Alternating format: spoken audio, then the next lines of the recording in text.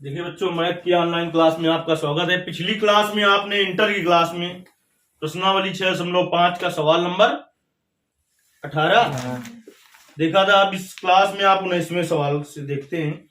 19वां सवाल भी इम्पोर्टेंट है। आपका 19वां, 20वां, 23वां, 24वां, 25वां और 26वां, ये सब सवाल इम्पोर्टेंट है, क्योंकि इन सवालों से 8 नंबर का सवाल लेकर आता है। कह रहा है सिद्ध कीजिए कि एक दिए गए वृत्त के अंतर्गत सभी आयतों में वर्ग का क्षेत्रफल उच्चतम होता है। वृत्त के अंतर्गत क्या बनाना है? एक आयत।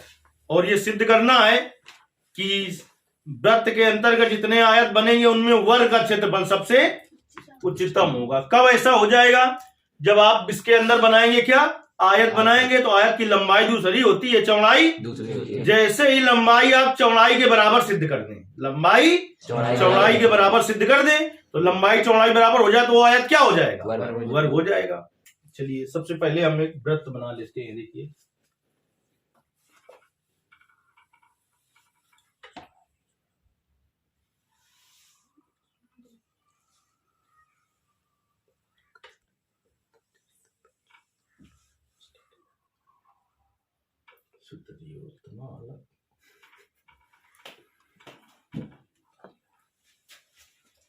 देखिए एक क्या बना हुआ है? वृत्त। इसके अंतर्गत तुम्हें आयत बनाना है। ये आयत बना रहे हैं हम। देखिए स्लेट है किसी का?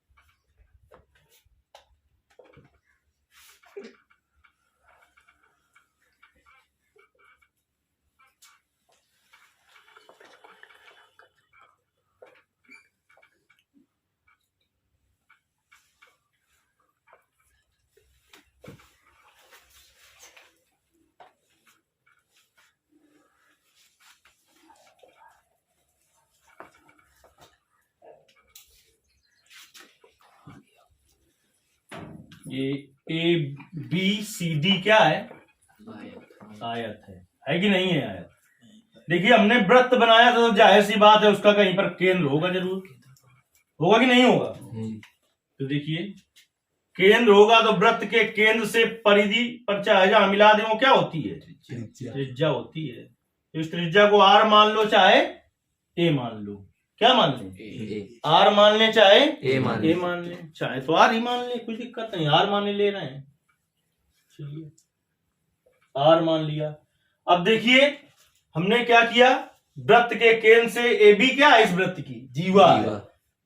देखिए पहले हम कोण के द्वारा आपको बता रहे हैं, ना समझ में आए तो आपको बताना है, कमेंट करना है। हम बिना कोण के भी हल कर देंगे, लेकिन जब हम कोण की सहायता से हल करेंगे तो अवकलन छोटा करना पड़ेगा। अवकलन छोटा करना पड़ेगा। कोण की सहायता नहीं लेंगे तो हमें अवकलन बड़ा करना पड़ेगा। बिना कोण के भी निकाल सकते हैं हम। चलिए देखिए ये वृत्त के केंद्र से हमने जीवा पर क्या डाल दिया? लंब। तो वृत्त के केंद्र से जीवा पर डाला गया लंब जीवा को क्या करता है? समद्विभाजित करता है। चलिए इसको थोड़ा हम और बड़ा दिखा दें। ये छोटा दिखाई पड़ रहा है चित्र में और वो बड़ा दिखाई पड़ रहा है, यानी यहां पर कहीं पर ले लेते हैं हम वृत्त का केंद्र।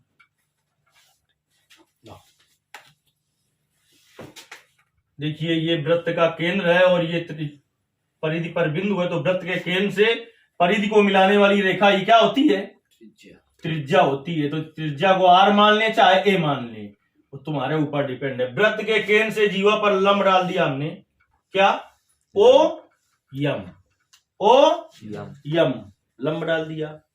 जब लंब डाला तो वृत्त के केंद्र से जीवा पर डाला गया लंब जीवा को क्या करता है? इसका मतलब कि बिंदु यम बेटा क्या होगा? ए बी का मध्य बिंदु होगा। इसका मतलब ए एम बराबर यम भी हो जाएगा। इसमें कोई दिक्कत क्या? ये ए बी क्या है? इसकी किसकी? आयत की लंबाई है। BC क्या है? इसकी चौड़ाई है। देखिए अब हमने बेटा इस कोण को मान लिया थीटा, इसको मान ले थीटा। कुछ दिक्कत क्या इतने में? थीटा मान ले। आयत का क्षेत्रफल होता क्या है? लंबाई गुणते चौड़ाई, लंबाई गुणते चौड़ाई। तो इस कोण की सहायता से हम लंबाई और चौड़ाई का मान ज्ञात करेंगे, लंबाई और चौड़ाई का मान ज्ञात करेंगे। तो देखिए इसमें हमें ये चाहिए, ये और ये ज्ञात है। ये क्या है? आधार। तो काश लगाएं कि साइन, क्या लगा दें? साइन थीटा बराबर लंब बटे कर्ण होता है। तो लंब ये हमें ना चाहिए, हमें आधार चाहिए। तो इस त्रिभुज में क्या लगा दें? त्रिभुज OAM में काश थीटा, काश थीटा बराबर क्या होता है? आधार बटे कर्ण। तो क्या हो जाएगा? AM बटे OA हो जाएगा कि नहीं हो जाएगा? तो काश थीटा बराबर, देखिए बेटा AM का मान ज्ञात करना है आपको, बटे OA का मान R। तो AM बराबर क्या हो जाएगा? AM बराबर R cos थीटा। हमें मान चाहिए AB का। AB बराबर क्या होगा? AB बराबर 2AM कहे के मारे, चूंकि यम AB का मध्य बिंदु है, मध्य बिंदु है। इतनी बात समझ में आई कि नहीं आई बेटा? आई कि नहीं आई? आ गई है ना? ना आई हो तो बताओ। आ गई है? चलिए स्लेट दिखाओ। अब देखिए हमें चौड़ाई का मान कैसे मिले? इसी वृत्त के केंद्र O से इस BC पर भी तो लंब डाल सकते हैं। जहां से ना समझ में आए बता देना हमें, तो हम टाइम न बर्बाद करके दूसरी विधि का उपयोग कर देंगे। वैसे ये हमारे हिसाब से सरल होनी चाहिए और ये जल्दी से लगी भी कहीं नहीं मिलेगी। गाइड में वही विधि लगी होगी, अवकलन भी उसमें एक बार करके उसने दिखाया है, क्योंकि दोबारा अवकलन करना थोड़ा कठिन है। ऐसा नहीं कि नहीं हो पाएगा। हम लंबाई x चौड़ाई y मान लेते, ठीक। तो इसमें हम पाइथागोरस प्रमेय लगाकर इस पूरे कर्ण का मान निकाल लेते। चलिए पहले इस विधि की बात करते हैं, हम उसको बीच में नहीं घुसड़ते। अगर ना समझ में आए तो फिर हम उसकी बात करेंगे। देखिए कहीं से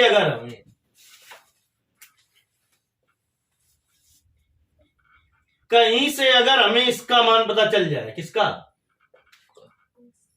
ये यम लिखा है, इसे यन लिख दें, इसे यन लिख दें। तो वृत्त के केंद्र O से जीवा पर डाला गया लंब जीवा को क्या करता है? इसका मतलब BN बराबर क्या? INC है। इतनी बात से सहमत होगी नहीं है जी? अब देखिए जो MB का मान है वही ON का मान होगा कि नहीं होगा? होगा जी। जो OM का मान है वही BN का मान होगा कि नहीं है? क्योंकि ये समांतर है तो बराबर होंगे। समांतर है और उतनी चौड़ाई में है तो बराबर होंगे नहीं होंगे। तो अगर हम ON का मान लिखना चाहें तो ON का मान क्या होगा? जो AM का मान है, जो MB का मान है, तो इसका मान भी अगर लिखना चाहें इसका, तो इसका मान क्या होगा? R cos theta. लेकिन हमें मान क्या चाहिए? ये वाला मान चाहिए, ये। तो इसका मान निकाल लें। OM बराबर क्या होगा? OM समांतर है किसके? NB के। तो OM बराबर क्या होगा? NB होगा कि नहीं होगा? और NB का जैसे ही मान निकल आएगा तो हम BC का मान चौड़ाई क्या कर लेंगे? नहीं कर लेंगे? बाउंस हो रहा है, नहीं समझ में आ रहा है? देखिए बेटा, तो इसी त्रिभुज में लगा दो साइन थीटा। साइन थीटा बराबर क्या होगा? लंब बटे कर्ण। लंब क्या है? OM। इसी त्रिभुज में है, इसी में OM बटे कर्ण OA। तो साइन थीटा बराबर क्या हो जाएगा बेटा? OM बटे R। तो OM बराबर क्या आ जाएगा बेटा? R sine theta. तो OM किसके बराबर है? NB के। चूंकि OM बराबर है NB के, तो OM का मान रख दो। R साइन थीटा बराबर क्या आ जाएगा? NB। इतने में कुछ दिक्कत हो बताओ? है सही से समझ में आ गया? चलिए देखिए बेटा, चूंकि n क्या है? n BC का मध्य बिंदु है। n BC का मध्य बिंदु क्यों है? वृत्त के केंद्र से जीवा पर डाला गया लंब जीवा को क्या करता है? समद्विभाजित करता है, समान दो भागों में बांटता है। तो n BC का मध्य बिंदु है, एनबीसी का मध्य बिंदु है। तो इसका मतलब बीसी बराबर क्या होगा बेटा? बीसी बराबर अरे 2bn, 2 बाउंस हो रहा है, नहीं समझ में आ रहा है? तो बीसी का मान 2bn हो गया। तो 2bn का मान निकाला है r sin थीटा। ना समझ में आया हो बताइए?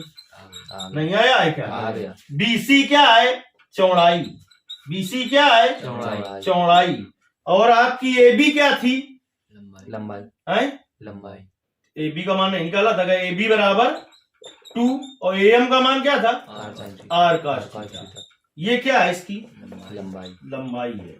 अब आयत का क्षेत्रफल क्या होता है? आयत का क्षेत्रफल को ए से लिखते हैं, एरिया माने क्षेत्रफल, लंबाई गुणते चौड़ाई।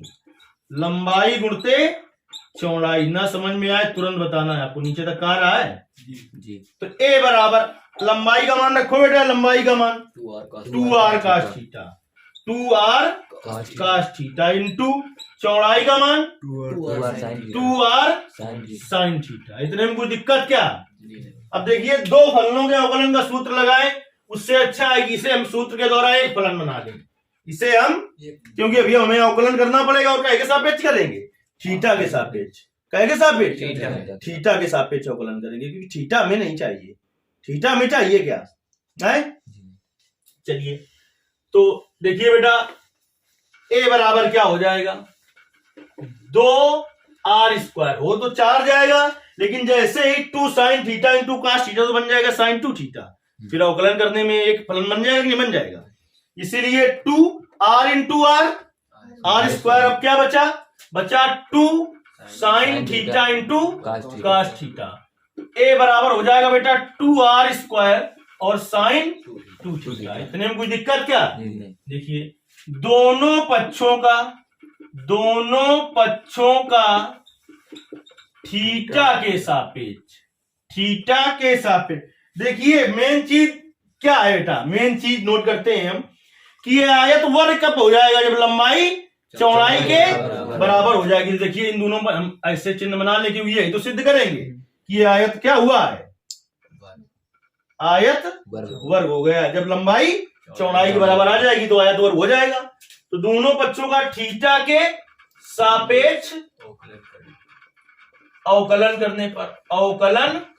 करने पर देखिए, डी थीटा ए बराबर 2r² कांस्टेंट होगा, डी थीटा sin 2 थीटा। तो 2r² sin 2 थीटा का अवकलन cos 2 थीटा। 2 थीटा का करना पड़ेगा, डी थीटा 2 थीटा।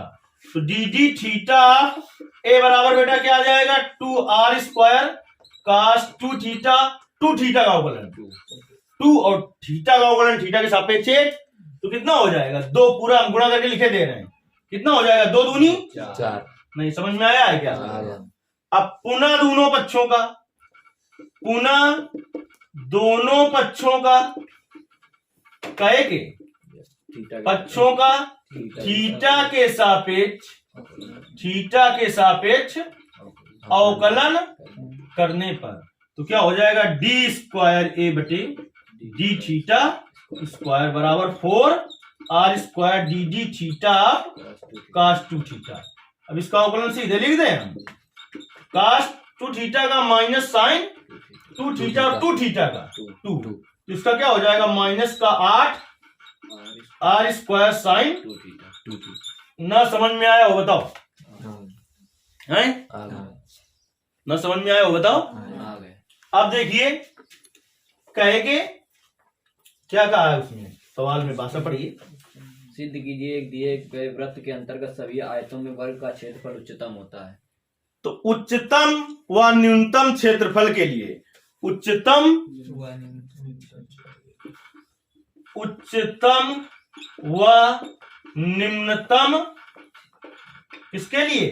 क्षेत्रफल के लिए, उच्चतम या न्यूनतम क्षेत्रफल के लिए डी थीटा ए बराबर 0। तो डी थीटा ए का मान रखो 4r² cos 2 थीटा बराबर 0, तो यहां से इसको इधर ले जाइए, तो यहां से देखिए 4r² इक्वल टू 0 अगर होगा, पहले 4 को उधर ले जाओ, 4 को उधर ले जाओ तो क्या हो जाएगा, r² cos 2 थीटा बराबर 0/4, 0 हो जाएगा। इसको उधर ले जाओ तो यहां पर लिख दोगे r does not equal to 0, त्रिज्या 0 नहीं हो सकती है। r चला ना लिखो, आपका आंसर आएगा, लेकिन वास्तविक बात जो है वो तुम्हें हम बता रहे हैं कि त्रिज्या 0 नहीं हो सकती है। 0 त्रिज्या का वृत्त बना सकते हो क्या तुम? नहीं बना सकते हो ना, इसलिए ये तुम्हें ये चीजें सिद्ध करती हैं कि तुमने नकल नहीं की है।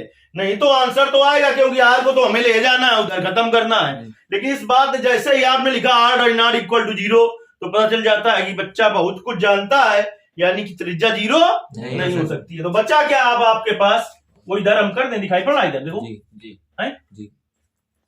क्या बच्चा आपके पास बेटा, cos 2 थीटा बराबर 0 बच्चा। क्या बच्चा, cos